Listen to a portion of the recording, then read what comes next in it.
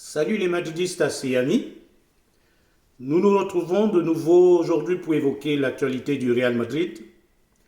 En effet, le Real joue ce soir à 21 h dans le cadre de la 21e journée du championnat contre Valencia. Et notre équipe devrait naturellement évoluer dans son 4-3-3 habituel, à savoir Thibaut Courtois dans les buts.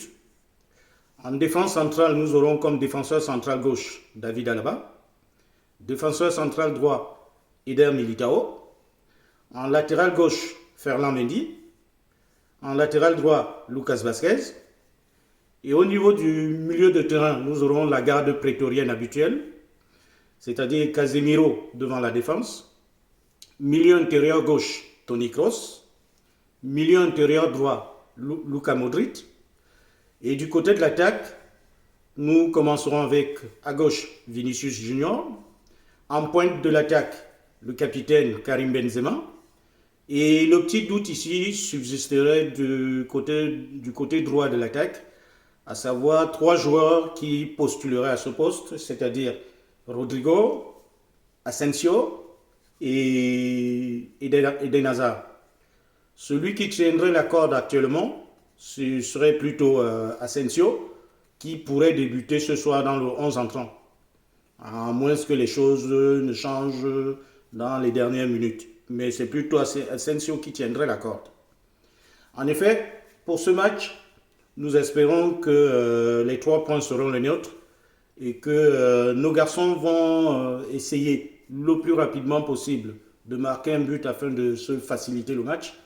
Parce que dans ce type de match, le doute pourrait vite survenir si le match devrait durer le plus longtemps possible avant qu'un but n'intervienne. Ce serait meilleur pour le Real Madrid que nos garçons puissent marquer le plus rapidement possible afin que le match nous soit facilité. Nous constatons que Vinicius Junior est de retour dans le groupe suite à son Covid qu'il a eu lors de ses vacances de Noël quand il est allé faire un tour du côté de Miami. En effet, pour ce match, comme je disais, nous espérons les 3 points afin de continuer notre ascension vers le titre. Et une fois ce match passé ce soir, nous aurons la tête rivée vers le prochain match qui sera plutôt mercredi, à savoir demi-finale de Super Coupe d'Espagne. Et les garçons, ça sera pour vous dire un classico. Parce qu'en fait, en demi-finale de Super Coupe d'Espagne, le Real devra affronter le FC Barcelone. Et le match se jouera en Arabie Saoudite, du côté de Riyad. Parce qu'en fait, l'Arabie Saoudite avait acheté les droits de la Super Coupe d'Espagne pour essayer de promouvoir le football espagnol chez eux en Arabie Saoudite. Donc c'est pour ça que le match se joue du côté de Riyad. Entre autres actualités que je peux évoquer ici avec vous, voilà 2 jours maintenant que court une rumeur, comme quoi une rumeur beaucoup plus qui court entre la France et l'Espagne, comme quoi notre ex-entraîneur Zinedine Zidane se serait mis d'accord avec le Paris Saint-Germain pour rejoindre le PSG en juin 2022 et que cette arrivée serait concomitante à un frein, si ce n'est la non-arrivée future de Kylian Mbappé au Real Madrid. Je vais vous dire encore une fois ce que j'ai dit peut-être il y a quelques jours maintenant dans une précédente vidéo. Pour moi, je confirme à 100% que les parties, c'est-à-dire que le Real Madrid et puis l'entourage de Kylian Mbappé, se seraient déjà secrètement mis d'accord.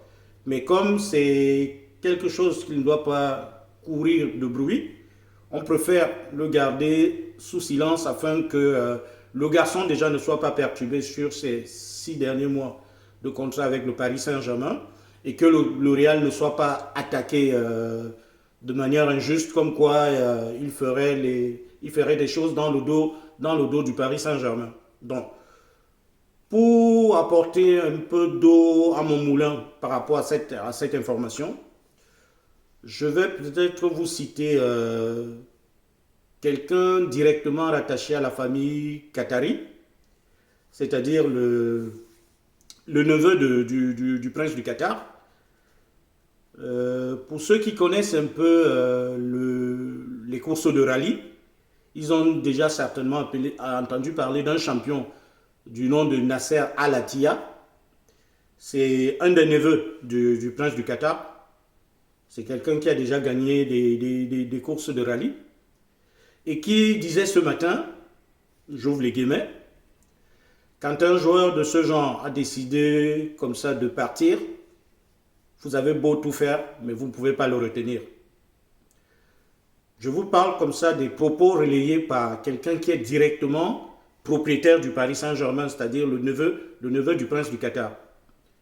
Et ceci pour vous faire comprendre que la rumeur qui court ici en Espagne et en France, certes, le board parisien est intéressé par Zinedine Zidane pour pouvoir le faire asseoir sur son banc, naturellement, et aussi l'image que Zinedine Zidane pourrait apporter aux Qataris comme une caution morale de quelqu'un qui a déjà gagné 3 Ligues de Champions avec le Real Madrid.